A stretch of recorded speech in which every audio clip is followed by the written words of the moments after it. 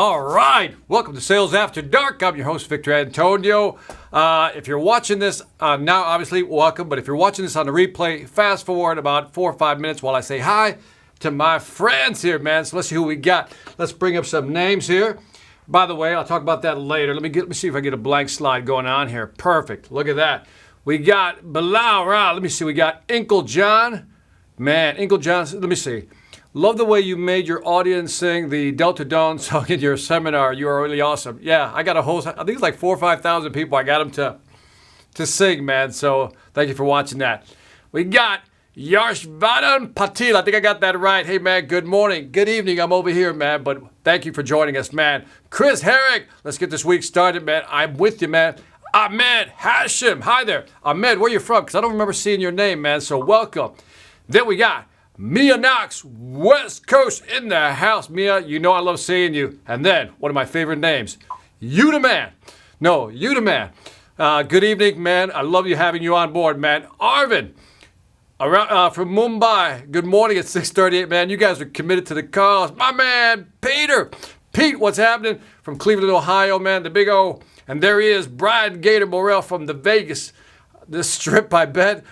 Good morning to Herrick. Welcome back. Doug Lehman from the ATL, breaking it down in layman's term. Good dude, man. Shrutesh. Dude, I'm starting to really like your name, man. Just say Shrutesh. Thank you, man. We got Todd Weinstein. Hey, King Vic, July numbers in. Killed it. Now need the factories to ship goods, man. Congratulations, man. I'm glad your numbers are up, man. Send me a commission check when you get ready. Love your lives, man, TJ. Thank you very much, man. We got Elkin. Man, hello from Miami. Love Miami, man. But you guys are on lockdown, man, so that's harsh, man. Watching from Ghana, Debbie, you're awesome. Welcome, man. Luigi, let me see. You guys are going fast on this stream. By the way, if I missed your name, don't take it personal. Just a thing starts going real quick. From Amherstburg, I've never heard of that place, Greg. I've never heard of it, but welcome. We got Luigi Giovanetti. You know, I like new month, new go. New money, Luigi. New money, man. Mi gente, Jesse. Long time, mucho tiempo, hermano. Welcome, man. Sunil Gajar from Ahmedabad, India.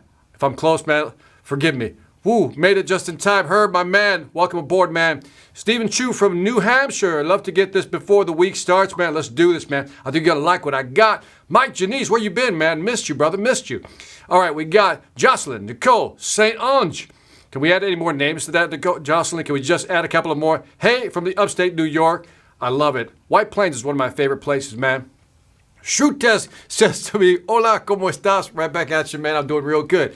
All right, man. Today, I got some good stuff for you. I think you're going to like this. But I told you, I now have a sponsor. So here is my sponsor role. Let's see if I can get this. Pipedrive is the first CRM platform made for salespeople by salespeople. There are 4 things that Pipedrive does extremely well to help your business grow. 1. Manage leads and deals by getting your leads fed straight into your sales pipelines around the clock from your custom chatbot and web forms. 2. Track calls, emails, contact history in order to have full customer visibility and control of your schedule. Eliminate busy work by also automating repetitive administrative tasks that learns from artificial intelligence. Insights and reports are also available so you can do a deep dive into metrics customized for your business and measure company performance against set goals. So go to pipedrive.live/Victor Antonio, sign up and get an extended trial of 30 days free plus 25% off the first 3 months by simply using the promo code Victor Antonio. Again, the link is pipedrive.live/Victor Antonio. Love it, man. There it is, Pipedrive. By the way, I'm glad they're a sponsor. I liked Pipedrive before they even contacted me on being a sponsor, so I'm super happy that they're a sponsor of the Sales After Dark. But anyway, I got something for you, man. And I read this book. I got to be honest. I'm going to confess. I usually write the dates inside my... So I read this book in May, right? ABM is B2B. And so I was like, ABM is B2B. And I'm like, okay, so what is this? It's all about automated marketing, right? And so I was like, I remember I read this book the first time, and I gotta be honest. I didn't get it. I read it, and I remember I just threw it on the shelf, so to speak. But I liked the book. It was a good book, great content, had some interesting ideas. And then over the last, I'll say, I don't know, month, I started seeing how, how software is really taking over, how we're really changing how we actually market. And so I read the book again. I was talking to my friend Doug Lehman, who's on the actual stream here about this. And as I talking to him, reading some articles, listening to some webinars, I said, let me go back to this account-based marketing approach, and so I go, what does that mean? Like account-based marketing, I think it's automated marketing, but account-based marketing, what does he mean? It's B2B. It's B2B. I was like, what does that mean? And then once I read it the second time, it's like everything clicked, fell into place. And I realized that the gentleman's name, I'm going to butcher his last name, is Sangram Vadri, and then Eric Spitz. So Sangram is the co-founder of a company called Terminus here, and I think Eric Spitz is the actual CEO of Terminus. And so, looking at this book, I said, let me go back and read it. Account-based marketing. What do they mean, account-based marketing? Now, if you've been watching my live streams, you know that I've been talking about how sales and marketing now have to work hand in hand, or glove in hand, so to speak, in order to be more effective in today's market. So what I want to do is take a step back, kind of explain, before I get into the book, let me explain a couple of things, and then let me jump into the book and then really walk you through what's changing in the market. Now, if you're wondering, Victor, I don't know if I want to hang out with you today. No, you want to hang out because this is the future of selling. It really is. I'm going to prove it to you that this is really, it's a foundational concept for the future of selling. And by the way, take that back, not the future of selling. What selling has become, and most of us have not even noticed. The change in sales has already changed. How we're marketing, how we're approaching customers has changed. And this book really is ahead of its time. So Sangram apparently had an epiphany, one of those, eureka moments, back in 2016. He also has, by the way, jot this down. I don't have it in my notes, but, by the way, in my show notes, in the description, you'll see some links. I put some great links there. Anyway, he came up with this concept called Flip My Funnel. So if you go to flipmyfunnel.com, he has a great podcast, great content, and I'll explain this. But you got to stay tuned for this. So I'm telling you, this one is important because selling has changed, and I'm going to show you how. Okay? Now, before I do, let's talk about funnels. So, a little history. Let me just take a step back. And tell you a little bit about my B2B experience. I started out as a sales engineer, and so as a sales engineer, I used to travel with a lot of salespeople. And that's really how I got my first taste of selling, right? So I would design wireless system or fiber optic systems, network management systems, and so I would travel with the salesperson to answer calls. Now, in our company, there were 3 types of accounts. Just bear with me. I'm telling you, it's going to be cool where I get there, because at the end, this is really going to all come together. So we had 3 types of accounts. We had what we call, I'll put it down here, we had what they called house accounts. Now, house accounts in our company, these were almost like the low-level accounts. By the way, by low-level, I mean there just wasn't a lot of revenue. So let's say anything that was less than, I'm going to say $250K a year was considered a house account, right? Something like that, right? So that was a house account. So what did that mean? Is that no salesperson was directly responsible for these accounts. It was handled by customer service, or in today's language, SDRs or BDRs, right? These are the people that service these accounts. So let's call these tier 3 accounts, right? Tier 3 accounts, right? The second level, where I did a lot of selling, were what we call direct accounts. Right? A direct account, you could say it was anything bigger than that, 250, and then up, right? Into the millions, right? Millions of dollars. We call this tier 2. That was tier 2, right? Now, then there were the special accounts, like the beautiful ones, right? And we call those key accounts. And you may have heard the term key account planning, right? Key accounts were what they call tier 1, and these were companies like multinational companies that would generate, I'm going to say, in excess of $10 million a year in revenue just by itself. So for example, one of the biggest accounts we managed at the time was AT&T. AT&T was so big that there was a whole team set up just to manage AT&T because they were global, and they had offices throughout the United States, right? So typically, there was a key account lead. There was a VP of, let's say, the AT&T account, VP of AT&T account, and they had so many managers under them with so many salespeople. Because we were generating that type of revenue, that was the minimum. Some were generating 20, 30, maybe even 40 or 50 million dollars. So it was almost like a company within a company. But all they did was focus, in this case, on AT&T. That was it. They knew who the customer was. Now, what was interesting is that when they went after these accounts, they literally surrounded the account.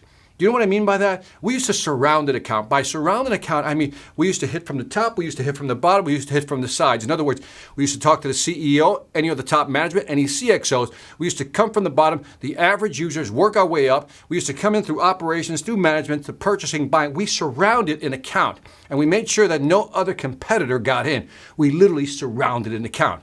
And so the way this was set up is that we focused on a key account. Now, in the company, we only had about maybe 5 or 10 key accounts. There were big accounts, there were big elephants, so to speak. But I played here a lot. I played here, direct accounts, right? Big accounts. I worked harder than these guys, between me and you, right? But these were important accounts because they were major accounts. So keep that in mind as a backdrop. So when we talk about key account planning is how do we go after these key accounts that we know are going to be big and be successful, and then surround them with the team. This is important. That whole part about surround them with the team is very important. Just hold that thought. We surround them, right? So this is all about surrounding an account. This is probably what most of you guys are used to, direct accounts, right? You have a territory. Within that territory, you have accounts that you deal with directly. Those are your direct accounts. Got it? And then house accounts, again, smaller accounts. Now, fast forward comes this book, right? So I'm reading this book, and I guess the first time I read it, I was like, yeah, I get that. I get that. I get what you're saying about key accounts. I got that, right? I got that. And then I put, again, when I read it the second time, I just paused a little bit this time. I said, well, let me read it slowly this time. And so now, having told you my background already, now let's fast forward to, let's say, 2009. 2009, why? Because that's really when the internet starts really get going, right? It's funny how we think the internet's been around, but it hasn't. So all of a sudden, around that time period, one could argue started before that, obviously, but really, it starts taking off, right? Because if you think about like 1990 to 1997, I think, only 17% of the people actually had access to the internet. Think about it. And so what happened is the internet really starts taking off. So then we start moving everything online. So now, not only do we have to, remember, we're dealing with accounts directly, but now we have the internet and it's really building up. Social media, it's still in its infancy, and then it's building. Content is growing, information is king or queen, take your pick, and all of a sudden we're generating content. So what was the objective? We created a demand a model. The demand generation model was something like this. The demand generation funnel is something that we're all familiar with, right? It almost goes back to the AIDA, which I'll talk about in a bit. Demand generation was basically this. We're going to market, we're going to do trade shows, we're going to do social media, right? We're going to get a website up, we're going to do some search engine optimization, some search engine marketing, pay-per-clicks, and we're going to drive what? People into this funnel. We're going to do podcasts. Now, of course, back then it was articles and blogs or vlogs, right? And all that was to generate what? People into the funnel. And if you look at the stages of a funnel, it was something like this, right? First, you have to create the awareness, right? Awareness. Now, if you use the AID model, right? That's what people are familiar with, very similar. So you create the awareness, then you generate some interest, right? The awareness is, I didn't know you can do that. Interest is, maybe I should research this a little more. Then you started considering it. We'll call that the consideration phase. And then you actually purchased the actual product, right? That is demand generation in a nutshell, right? And basically we start out with a lot of people in the funnel, and as we go through the funnel, we start narrowing down, and out the other side of the funnel comes a customer, right?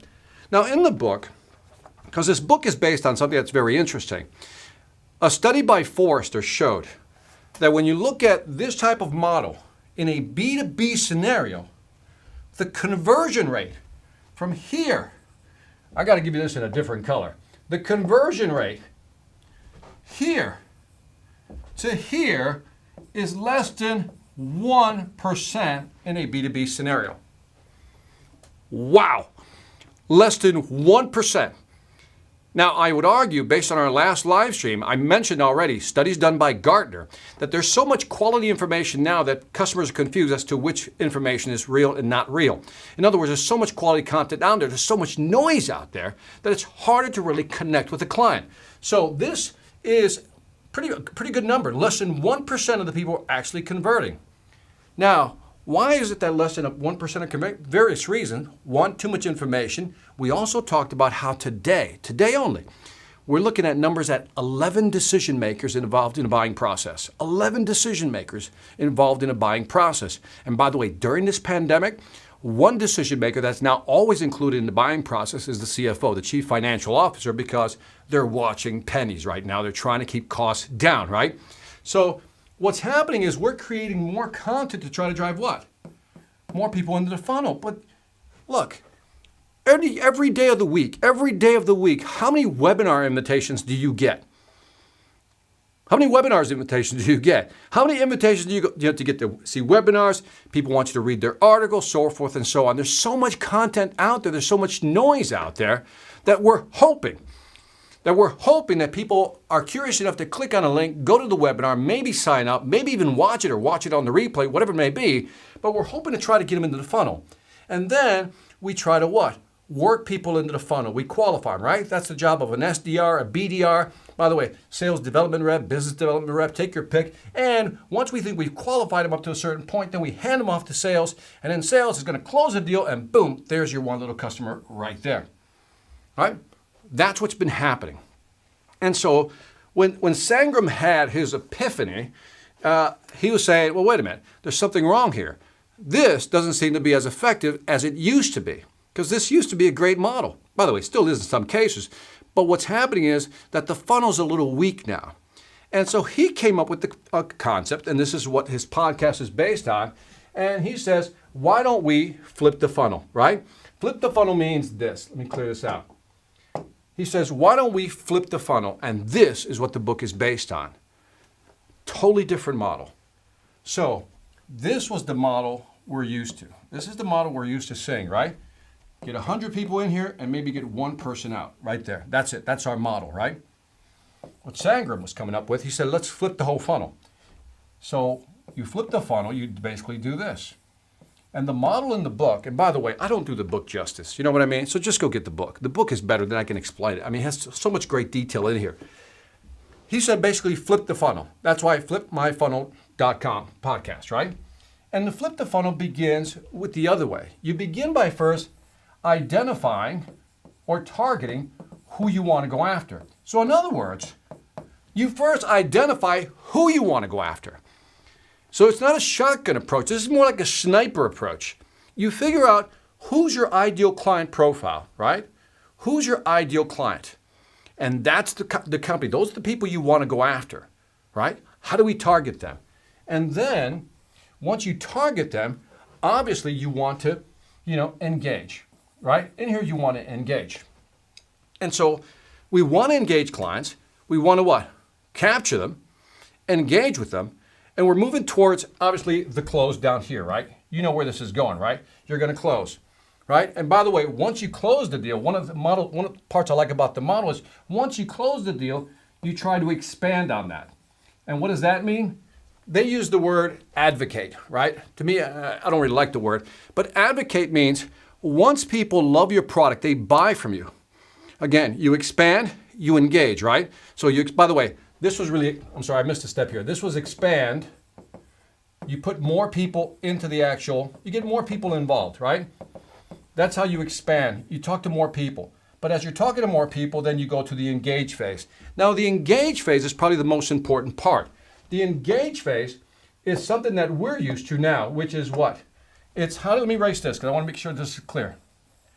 Because I screwed that up just a little bit for you. Hold on a second. Bear with me. You engage. You expand, rather, right? The engage phase is where marketing begins to come in. Engage phase is where you use social media. That's my Twitter symbol, by the way. You got Facebook, you got LinkedIn, whatever mode you have, webinars, whatever it may be. You want to engage these folks. Now, keep in mind that we think on average you have what? 11 decision makers. So if you start out with one company as a target, you identify that company. Within that company, you know that you have to expand, which means find people who are going to support whatever decision, whatever product you're trying to sell, and those who are involved in that decision-making process, right? So then you start engaging them. Wait till I show you the graph on this one. It's going to blow your mind. You start engaging them, and then obviously engage and close. And then the last part, again, is what I was talking about, is they use the word advocate, which means if people like your product, right, they want to continue to buy from you. So what you want to try to do is retain those clients, right? Because they're going to have a longer lifetime value. That's what you do. That's the advocate piece. They're also going to tell other people about you, right? So they believe right here, as the book is highlighting, this is like the Pareto principle, the 80-20 rule. If 80% of your revenue come from 20% of your customer, let's make sure that we turn those 20% into your advocates. So they buy from you, right? They stay with you, they buy from you, and then you upsell them and you cross-sell them and you sell them more. Now, what's interesting here about this model and why I want to highlight it for you is because this model right here, the traditional AIDA model, so to speak, it's getting hard to get people into the funnel. It really is. And unless we find a way to focus in on specific clients, we always talk about the ICP, the ideal client profile. And what he's advocating in the book, this ABM, right, account-based marketing is B2B. What he's saying is that we need to look at specific accounts and go after them in a very specific way. Now, what I also liked about the book is one more thing. Just one more thing. Hold on. Just wait. Because he's advocating something very interesting here, is that we don't want to go after a lot of accounts. We want to go after what? A specific few. No different than what I did when I was coming up through sales. No different. But there is one big difference, though, in terms of approach. And that is the social media aspect. That is the engagement aspect. Again, you go back into the past, into your time machine, no internet, no social media, no possibility of engagement. Today, fast forward, now we want certain clients. We can identify them via LinkedIn who will be involved in a buying decision, and then we can engage them through several different ways, which I'll show you an example, and then we look to close. And again, if you're in B2C, that this probably doesn't apply to you. It really doesn't. But if you're in B2B and you're struggling with your sales and you don't know where to focus your time, maybe it's time to take a more collaborative approach. What do I mean by that? By collaborative approach, I mean with your teams. Now, look at how it used to be. So in the past, we had this, volume and velocity. So the problem with volume and velocity, you can go after a broad group, right? The problem is the average contract value or the lifetime value is going to be low. Look at this side is almost like B2C in my opinion. But this is how we used to do it. A lot of volume, a lot of velocity, try to get people, try to close them, quick transactions. And also, in terms of the deal itself, low complexity. And what you're seeing that I think is very interesting is a move this way. That's what the book is proposing, right? That's what the book is basically saying, that we're moving more towards account. We're more narrow in our focus. But if we get those clients, if we nail those clients, the average contract rate, right? Let me zoom in so you'll see it. So the average contract value or the lifetime value is going to be much higher. And at the end of the day, even though it's harder, the payoff is right there. And that's what you're starting to see in the market. And the reason I think this topic is important is because I want to start shifting your mindset. Because most people are still shotgunning everything, right? I'm just putting stuff out there to see who I can hit. But today we have to think about context. And the only way to understand context, by that I mean, is like, what are people thinking about? You can't try to cater to everybody. But what if you focused in on specific accounts? Much again, like inverting the funnel, right? If you focus on specific clients, you can understand them better. And if I can understand them better, then I can find everybody involved with that buying decision when now I know how to focus my team. Not just myself. Notice I'm using the word, my team, which I'll get to in just a minute. And then the engagement piece, again, we got to create content to engage. We got to reach, outreach programs. And then we get them to buy more. This is what's happening. And this is what the book is proposing. And I think it's an interesting shift in mindset if you're in B2B. Now, I want to show you this graph. This is like an eye chart killer, right? But this to me, I don't know, maybe I'm a nerd and I get excited about this stuff, but what's cool about this is like I saw this is by Topo. If you go to topohq.com, great websites, they do a lot of great research. And again, I put the information in the description to this page, or to this webinar rather. Now, I want to zoom in on this, but this is the customer journey. Now, again, it may look a little boring and weird, but trust me, this is really cool stuff. Again, or either that I'm just a nerd. So basically, here is the customer journey. Now, let me just zoom in because I really want you to appreciate this thing. Let me see if I can get back. Hold on, let me get back. I really want you to really look at this thing. So now, because when I saw this graph, I go, that's exactly what I've been trying to highlight to people with how things work. Now, let me go through it slowly. This is cool. Just wait, man. This is cool. Come here. Watch. So, right here, it all begins with a website visit, right? So it begins with the website visit, right? So this is, again, tracking the whole customer journey. It's really cool. Then, let's say that you do a webinar. Sound familiar? Yeah, sound familiar. Let me see if I can zoom in just a little bit so you guys can really see it. So let me just see if I can pull it up. No, I screwed up my graphic there, but you get it. The webinar, right? And then maybe you get them to do a what? An online demo, right? And then maybe you send an email, or they send you an email and there's a reply there. Now, what's cool about this is that it's tracking what people are doing online, because this is exactly how people are buying online. Now, at this point, again, from here to here, you're just looking to engage the account.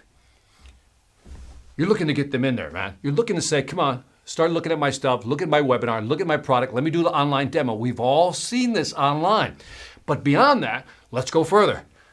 Then, if you look at this, then maybe the SDR, the sales development rep, makes a call, gets on the phone, qualifies the opportunity. Now, why is qualifying the opportunity important?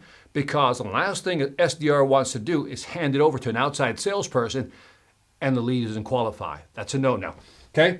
So all of a sudden, the SDR calls, it's qualified, and maybe they download more content. Now notice what's happening here. Somewhere here, they're handing it off to the salesperson. Right here. Somewhere here, it's being handed off like a football. Bam! Handoff, right? It's being handed off. But it's been qualified by the SDR.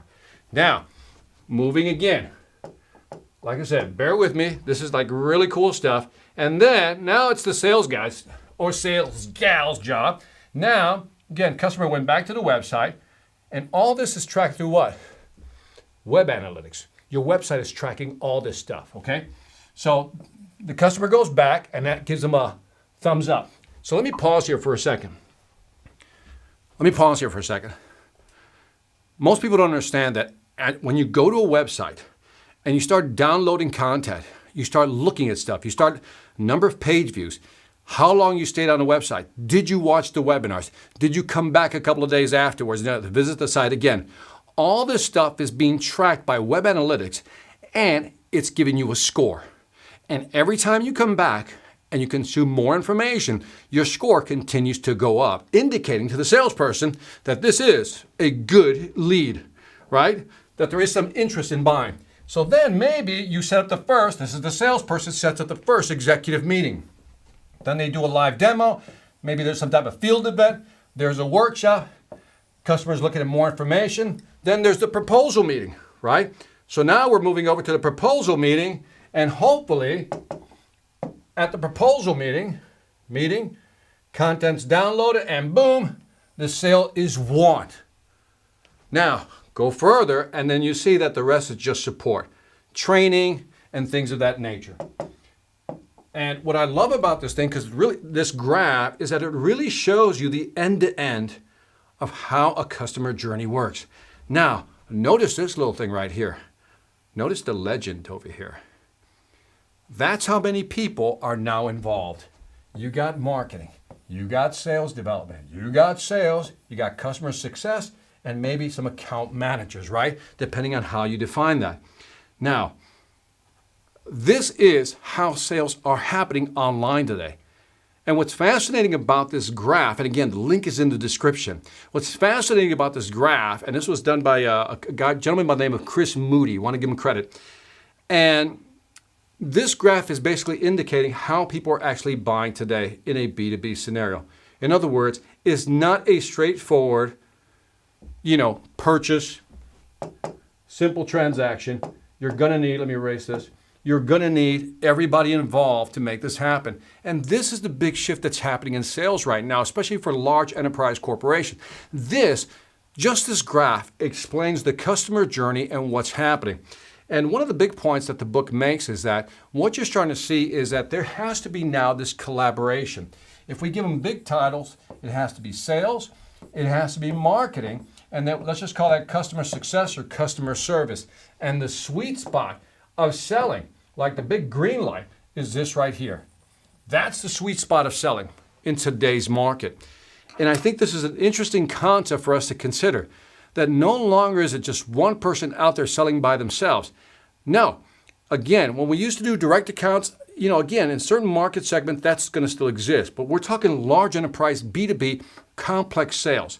This type of collaboration is what's starting to happen now. This is where many companies are now becoming very successful because they're able to pool, collaborate, and surround an account. Here I come back to that again. They're able to surround an account with sales, marketing, customer service, and management itself. And by surrounding accounts, they're becoming more successful. How successful? Let me give you the last slide because I think it's the most important slide. Oh, by the way, I wanted to highlight this. I didn't want to forget this. That's why I stuck this in here. In case you're wondering what all that looks like, this might be a boring one. I don't even know if I want to show this one, but I just pulled it up, so I got to show it to you now. So this is something done by Topo. They wanted to find out what a 30-day cadence looks like. By the way, a 30-day cadence is, what are we going to do over 30 days? And look at this. This is pretty cool. Day one, what happens is we send out a marketing email to everybody, right? To announce an event, feature keynote, right? The second day, day two, postal, direct marketing piece, we send that out. And these are the persons who are doing it right here, marketing, right? Day 11, right, or day 4 rather, the SDR, remember, service sales development rep, makes a phone call, right? Invite with an email, reaches out, outreach program. SDR, you get the idea, marketing gets involved, but look at all the different people involved. Even the executive sends an email, personalized invitation from the CIO. So in other words, all these people are involved in surrounding the account. And so that's actually in the book, by the way. So if you want to really look at this and understand it, this is how you put together a 31-day outreach program. In other words, they're coming at you like this from here, 31 days. And I think that's a fascinating concept if you think about selling itself. And last but not least, when they looked at numbers, basically, they did a survey, and when they looked at the numbers, when they looked at win rates, upsell rates, cross-sell rates, deal size, I think the number is 86% said that using this type of strategy is more effective than a traditional strategy. 81% said using this type of strategy, surrounding an account, increases upsell and cross-sell. And in terms of deal size, I believe the number was 79% agreed that the deal sizes are that much bigger. And so this is an interesting shift because what we're seeing is traditional key account sales now being used as a tactic, or at least a centerpiece, surrounded with technology. This is why having your technology platforms in place, like a CRM, Pipedrive, whatever it may be, or others, having the technology in place, working with other groups, collaborating, and then figuring out what's our rhythm. How do we attack? What's our game plan? What's our strategy? It's almost like Sun Tzu Art of War thing. How do we go to battle? And how do we come at the client? And how do we surround a major account? And that's why I'm going to highly recommend that you get the book. It's a dang good book, man. It really is. And I think it's worth your time and your effort. And that's all I had for tonight for you guys. And so if you guys have any questions, now would be a good time to hit me with it, man. So was that too much information? Because I was just going at you guys on that. I was really excited about this. Like I said, the first time I read the book, I didn't really get it. And then when I went back and read it again, I really got it. Like I really felt that. And so, all right, let me look at some of the comments here, man. See what you guys say. Oh, you guys got a lot of comments here. ABM, brilliant concept. I like it. ABM has been the way. Mike Janice is in there. So here, let me pop some of these comments up so you guys can see what I'm saying. By the way, that's the model that's actually portrayed here. The awareness, interest, consideration, purchase, old versus new. By the way, is this still effective? Of course it is, but it's just not as effective if you're going after big accounts and big money. So you can go after a lot of people and hope you'll get something, or you can focus in on specific accounts and follow this beautiful model that they have. So anyway, let me take some of these questions. These comments here. Sparrows tells in, man. Greens from New York. Okay, cool. You guys are in. Sangam. Well, there's the guy, man. Thanks for the tag. Doug Lehman. Sangam's in the house. So this is one of the authors of the book, co-founder of Terminus. So Sangram, hope you enjoyed it. I know I didn't do it justice, brother, man, but I did my best, just trying to pull your notes together. But anyway, great book. Highly recommended, man. Mike Janice, ABM has been the way. Mia Knox, West Coast, likes it, cool. ABM, brilliant concept. I think it is, man. I think this whole flip the funnel thing it's the thing is, it's that there's an old Latin saying, natura simplicitatem amat, which means nature loves simplicity. And I think when you look at this flip my funnel model, what I love about it, it's a very simple concept. Again, tied together with account management, wrap it around technology, slap it down with some collaboration, and that's what we're seeing today. And I think it's an interesting. So this book is like a mini blueprint. There should be a part 2, Sangram, FYI. The next level. So I think it's fascinating, man. I think you should check it out. Let me see what else. One word, brilliant. Thank you, man. Sangram agrees. Boom. Okay, good. I didn't do too bad then, Sangram. Appreciate that, man. Well-researched book. Absolutely, man. It's well done, man. It is well done. Victor, combining this book with sales velocity and selling to Zebra is going to be the bomb of productivity. I think so. This book reminds me of relationship selling by Cathcart. So in other words, by the way, thank you for the Sales Velocity Academy. If you haven't joined, you should. And then, by the way, Selling to Zebras was the review I did on the book, Selling to Zebras. Jeff Hoser, I think it was his name, Kozer rather. Jeff Kozer wrote the book. And remember, Selling to Zebras is really identifying your zebra. So if you take that one, combine it with this book, yeah, that's a nice 1-2 punch right there, man. And then relationship selling, Jim Cathcart, the book never gets old. I think it's like 15, 20 years old. And then what you're starting to see is relationship selling is coming all the way back around again, because at the end of the day, customers want to find somebody they can trust, and that would be you, man.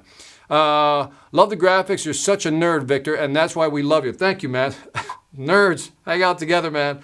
By the way, you want to see something real nerd? I got to show you this, and this is just because only Brian reminds me of this. So here's the pen I built. So you guys know I have a hobby of building pens, right?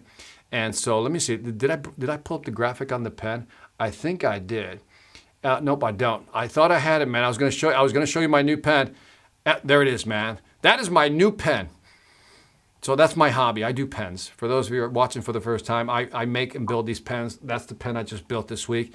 And to answer Brian's question, because he's going to ask anyway, no, it's not for sale, but one day it will be, Matt. One day it will be, Matt. So anyway, back to business, Matt. Sorry about that. Meep says door-to-door sales. Not talking about that today, man, but I get you, man. What is the impact in the sales cycle? Glad you asked. I was going to actually put that one down. Are you ready? I was ready for you, Alejandro. Alejandro Peñalosa. ¿De dónde, Alejandro? ¿De qué parte?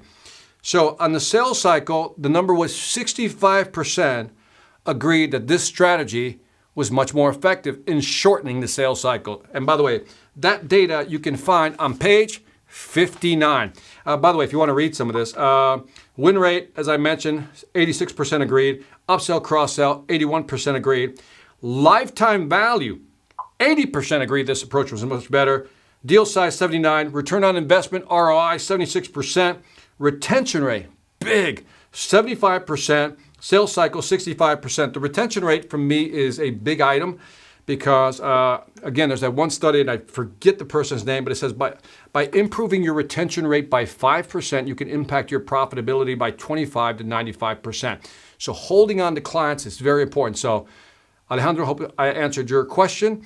Again, it's on page 59. Check it out. Love this strategy, more focus driven. I agree with you, Jim. I agree, man. Luis Blanco, thanks for the great breakdown. Like always, man. Thank you, Luis. Appreciate that. Brandon Dean, BD. Interesting concept, leaves nothing to chance. Focus, focus, focus, right? It's the whole thing. Not too much. Looking to see how I can implement this on smaller accounts. Interesting, Stephen. Let me know what you find, man. It is an interesting concept. I might add this can work for many B2C business. Maybe not all, but many. I think there's concept. I think there's a lot of elements there. I think on the engagement piece, well, two things. On the expand piece, which is, in other words, expand the number of people you're talking to, that's always good strategy, right? Expand the number of people so you're just not focused on one or trying to sell one person. Again, try to surround the account. And you can do that at a B2C level. And look, on a B2C level, it could be talking to the couple, right? Or anybody surrounding them. If you're in the funeral business, same thing, right? When you're selling pre-need, post-need, sometimes you not only have to talk to the person who may need it, but the people surrounding that person. So there's ways of looking at it. And then the engagement piece, which is the social media aspect. And when I say social media, I also include any other type of technologies to connect with clients, and just like I said, webinars, blogs, vlogs, the whole bit. It's really putting, that technology stack together. That's why, Sangram, I want you to write part 2, man. I would really love you to, put together something on the technology stack required, or at least an infrastructure, I'll just say an outline or maybe some type of scaffolding for the type of technology stacks, apps, software pieces that I would need to try to manage some of this. And I know that's really tough. By the way, go to flipmyfunnel.com, but also go to Terminus. And again, I put that information in the description. There's some great webinars. And I think Sangram did a presentation, I think about 2 years ago, a great presentation introducing the concept and some of the complexities of that concept. So check it out. Sunil, great concept. It is, man. I'm with you on that. Sparrow's tail. All right. I've recently had a couple of long conversations with the customers and end up with no sale. One was a warm contact who I was sure I had. How do I qualify someone early on without being pushy or too bold? It's a good question, Sparrows. I think it's one of those things where you have to find what you're comfortable with.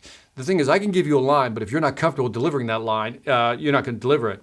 But if you've sold enough, or at least been in that business market segment long enough, that there's probably 2, maybe 3 things that that if these 2, 3 things aren't green light, they're not going to buy. So then your job is to find phrases, ways to ask those simple questions, right? And so there's no one way of doing it, so don't buy into the one way of doing it.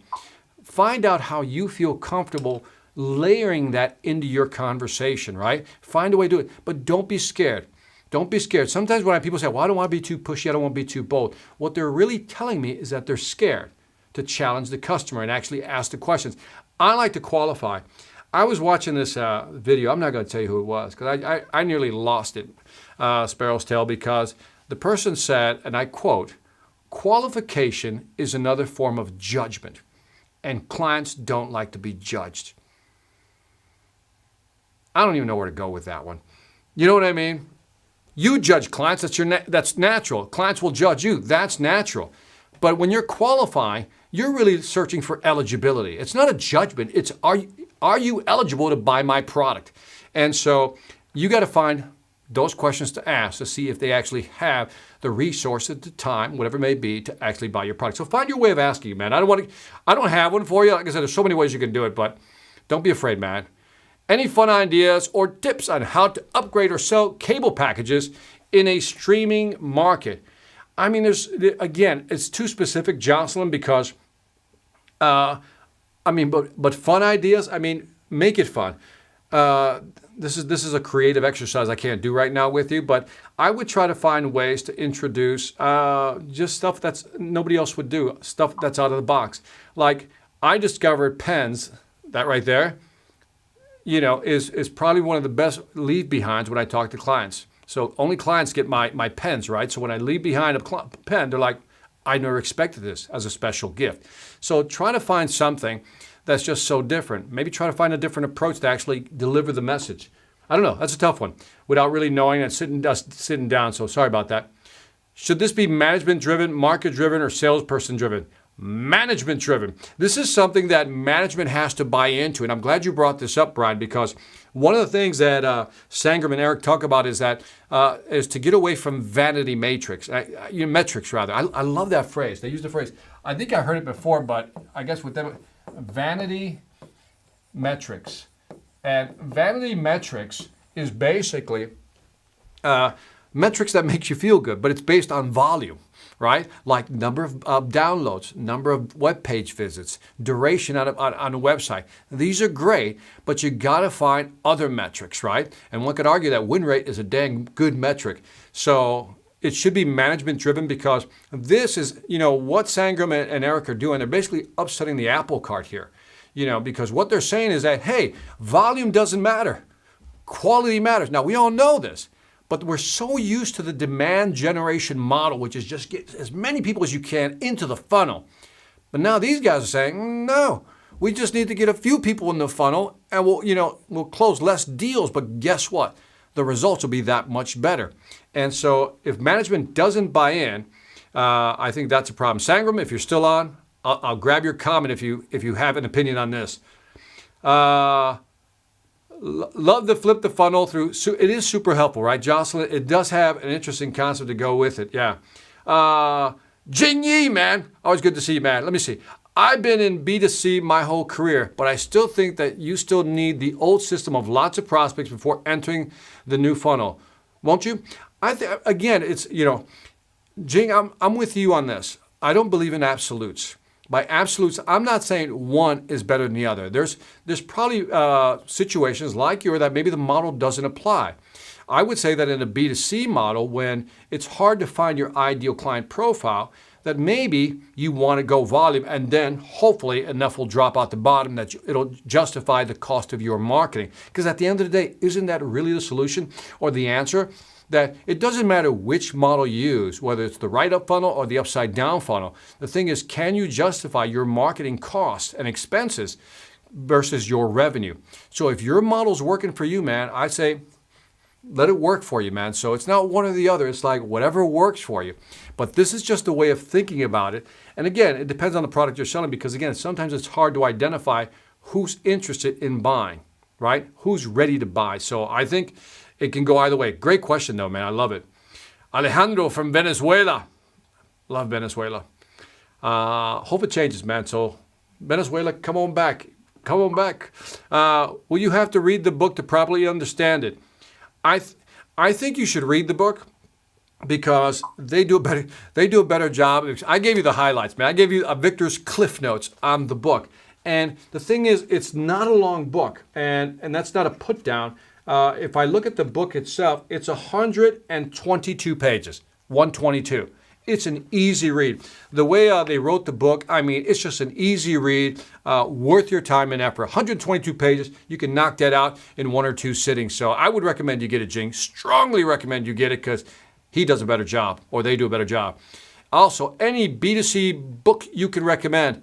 Jocelyn, man, I feel like I'm failing you today, because give me an idea of what you're trying to do, and then maybe I can suggest a B2C book on sales, right? Because I mean, there's so many different books. Let's start out with the basics, right? Read Robert Cialdini's Influence, always a great book. Any book on influence and persuasion, I love. I would start there. That's where I would start, because I think there's some interesting concepts. I'm trying to think of a book. You got me thinking. I'm thinking in my head. There was a book I have on my shelf down there on NLP, neuro linguistic programming. Something which, again, I never bought into. But one, I found a book that I think is really good. Two, because of the technology today, fMRIs. Where they put you in that. You know how they put you in that machine, that donut, and now they can actually scan your brain as you're thinking about something, as they're showing you things. And what's coming to fruition is that, or I guess what's coming to light is that a lot of these concepts in NLP, natural neuro-linguistic programming, actually do work. And so maybe I'll do a live stream on that. Maybe that'll be one of the B2C books, man. So, all right, understanding the bigger accounts require more touches is fundamental. It took me 2 years for one deal that resulted in over $100 million. I get it, Pete. I get it. Yep. And the thing is, that's not atypical, is it? Because I think our sales cycle for some of our bigger clients, like those tier 1 clients, I think was like 18 months, so a little less than 2 years. And so, but if it's government, there's another, by the way, another example of a key account. If it's government, then 2 years is well within the range. So yeah, congratulations, by the way, man. That's great work. I know that was a lot of work. Leon Daly, great content, Victor, as always. Thank you very much. Anitra, never seen that name. Anitra Summers, just found you last week. Loving it. I will be doing sales assessment tests for jobs who are interested in me. You're so helpful. Thank you. You're very welcome. Good luck with that. Good luck. This is the place to be for that. Hey, Victor. When it starts out, hey, Victor, it's never going to go my way. It's JM again. Hey, Victor, what are the main cybersecurity issues people/companies need to be aware of these days? And if one were to get sales solution, what would be your guess of the best-selling product within cyberspace? I think the biggest issue in cybersecurity, I'm not a cybersecurity expert, but I did work with one out of Miami. And obviously, social engineering is probably the biggest issue that companies are dealing with right now, right? Because at the end of the day, the most vulnerable part of any system is people, right? So I don't know if I have anything that I would recommend or the best-selling product within cyberspace. I don't know. That much I don't know. So I can't help you there, Jay. I'm sorry, man. Sorry. Thank you, Victor, for the reply. It helps a lot. You're very welcome, man. Let me see. And then we're going to start wrapping this up. A lot of time is taken in B2B decision making. Does the program help to close early? So one of the things the answer is yes. And so again, I couldn't cover it. Jing, this is why I say get the book. And now I'm telling you, Kamlesh, there's a part in here where they have a wonderful model. And let me see if I can find it real quick, because I love this model because it has everything to do with accelerating. I know you would ask me the question that would make me actually look at the book. All right. So let me see if I can find it real quick. It's a great little model, but it does talking about acceleration. Anyway, it's acquisition. If I remember, it's acquisition, acceleration, and expansion. So they talk about how do you acquire a client, right? And then how do you accelerate, and then how do you expand, right? And that's a model that they have in there. And so the answer is yes. So it does touch on acceleration. In other words, by the way, the acceleration piece is happening because you're engaging all the different decision makers. And so that's why the strategy is really interesting. I would love for Sangram to do a half-day webinar on just this, man. I think I would attend. Maybe we can just convince them, keep beating up on them, like, hey, man, do one. Victor, I'm a client of your Sales Velocity Academy, and we'll up the opening bid for your pen for $125. Another great show. Thank you. Great content. Brian, thank you very much, man. Thank you. Stephen Chu, how do I leverage current contracts to introduce how do I leverage current contacts to introduce other large customers? I have several personal/business customers that offer to make the connection. So accept the offer, first of all, accept the offer, and then try to find out as much as you can about them before you actually contact them. So if they're in the same industry, again, if I have a contact and I've served that contact well, that client well, first thing I'm going to ask that contact, the one that's already bought from me, that I've served well, is how has my product or service helped you? Can you give me 3 things that really, maybe you didn't expect my product or service would do for your company, but it has. They're going to give you a couple of things. Now, when they introduce you to somebody else, it's one of those things, can you tell them these 3 things you just mentioned to me, and then do the introduction that way? That's how I would leverage it. Because what happens is, and this has been proven in psychology, is that when somebody else talks good about you, you're not saying it, they're saying it. So what you want to do is you want to get your existing customer to talk sweetly about you to the potential customer before you go visit the potential customer. Insurance companies do this. Real estate companies do it. I like the way insurance companies do it. Here's what they do. Tell me if you've seen this strategy, Stefan, is that you'll call them and says, I'd like to speak to somebody about, let's just say blankly, disability insurance, right? And then they'll say something like this, hold on, let me see who's available. Wait a minute. Comes back and they'll say something like this. Stephen, you're in luck. I have Victor Antonio, who's been with our company for the last 20 years, and is probably the best person for you to talk to when it comes to disability. He works with people in your sector, and so you're lucky. I got him. Can you hold on a second? I'm going to transfer you right now. And what she did is that she set me, the salesperson, up for a win. And what she did, the way she referred me, conditioned the buyer to say, I am speaking to one of the best. So that's how I would leverage that. That's just one way of doing it, Matt. So again, there's so many different ways that you can kind of do it. Clients are desperate to get a quotation, but not desperate to buy, even when we give them the best deal. What is the right way without disqualifying, without hurting their ego? So first of all, let's. There's two things in here, Shrutesh. Two things in here we got to slice and dice. Clients are desperate to get a quotation, right? And so when somebody says they're desperate to get a quotation, I'm like, I would qualify that. Why do they need to quote now? So for example, I said, why do you need the pricing now? I mean, I'd be nicer about how I would ask for it. But I would say, you seem to want the proposal within the next week. Is there a reason why? All right? Is there a reason why? And I said, no, we just want the pricing in. I said, yes, I get that. But is there a reason why? Are you on a timeline? Is the project on a timeline right now? Notice how I'm taking control of the conversation and asking questions. Now, in the second part, when you give them the best deal, never give the best deal unless they're ready to close the deal. So when somebody says, can I get a better price? I said, I can give you a better price when you're ready to make a buying decision. Are we at that point right now?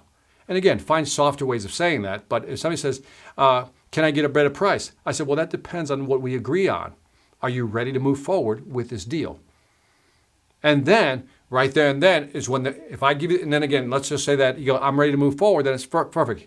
Here's the price I can give you for this. And then there you close the deal. You got to get some type of commitment. You just can't give them a discount, man. You just can't give them a discount. Sparrow's Tail loved that question, man. So hopefully the answer was cool enough. What book would you recommend for solar sales? As in solar panels, right? So I would recommend, in my program, in the Sales Velocity Academy, I have something called value-centric selling. And let me set this up for you, Anitra. Value-centric selling is about how do you quantify the value? That's a key word. How do you quantify the value of what you're selling? Because when you're selling solar panels, you're either replacing something, right? You're going to replace something or getting them to try it for the first time. And they want to know, when am I going to get my money back? The return on investment, break-even points, and all that. And it's how do you position that presentation is what people would look for. So can I recommend the course? Just check it out, Value-Centric Selling. And again, when you get into the Sales Velocity Academy, here's what I tell people. Go in there, subscribe for a month. Again, it's a monthly subscription, but cancel anytime. Once you got what you need, you can leave the program. But the content is in there. I got everything from calling, cold calling, to what scripts, how do you leave voicemails. By the way, the perfect voicemail is actually one of the best programs in there. So check that out. Hopefully that helps. And I'm going to start wrapping up. Do you think this approach is adopted from B2G when companies put massive efforts in lobbying and surrounding state officials from everywhere in an attempt to influence their decision? Maybe the seeds were there. Remember when we talked about Sam, when we talked about key account planning back in the day, where you surrounded an account? But in this case, we have now the technology to do surround it in a different way, which is, again, the engagement piece that the book talks about. So yeah, I would say there's some kernels of that in there. So you're absolutely right. Great call, man, on that one. How would you approach new prospects and cold call? Wadmilo BBS. Why don't you go into Sales Velocity Academy? Because that's a longer subject, man, on cold calling and everything. And we've covered that in past live streams, so you may want to check that out. But you should check out the courses I have on cold calling in the actual academy, man. That would help. When is the best time during the sales process to bring in the pre-sales team to the customer? Ooh, tough one. I'm not touching that one, JJ. Only because I don't know. I have to know what your sales process is, right? Because sometimes you don't want to bring them in too early or too late. And so it really depends on your sales process. Sorry for the no answer on that one, but that's the best I can do without knowing it. Relate to new home construction, selling if possible, Victor. This deal right here, selling new home construction. I can't find the tie-in right off the bat with this model. New home construction. Unless you're trying to talk to, if you're talking to the contractors, contractors typically have to deal with suppliers, and they typically have to deal with, let's say, architectural firms and maybe even the finance people, right? And then I would surround them that way. That might be one way I would tie that in. So did my best on that one, man. But that's kind of how I would look at it, man. Pete says, love the Sales Velocity Academy. Great job, Victor. Pete, thank you very much. Always appreciate the support. Michael Moore, always great stuff, my man. Even at the beach on vacay. Enjoy it, man. Enjoy it. Good for you, man. Good for you. Alejandro from Venezuela, one more time. I've been following your amazing work since a few years ago with your Sales Velocity Academy. I worked with Donald and Altify, former Taz, and now I'm very glad you are part of the Outbound Conference. Yeah, Outbound, you got Jeb Blunt, you got Anthony Norino, Mark Hunter, and you had Mike Weinberg. Great people. Jeb Blunt has a new book called Virtual Selling. Check it out. And Mark Hunter has a book called A Mind for Sales, and I covered that a little bit in one of my past live streams. All right, folks, I got to wrap it up. It's over an hour. You know I don't like to go too long here. So let's do this, man. As always, final thoughts for the evening.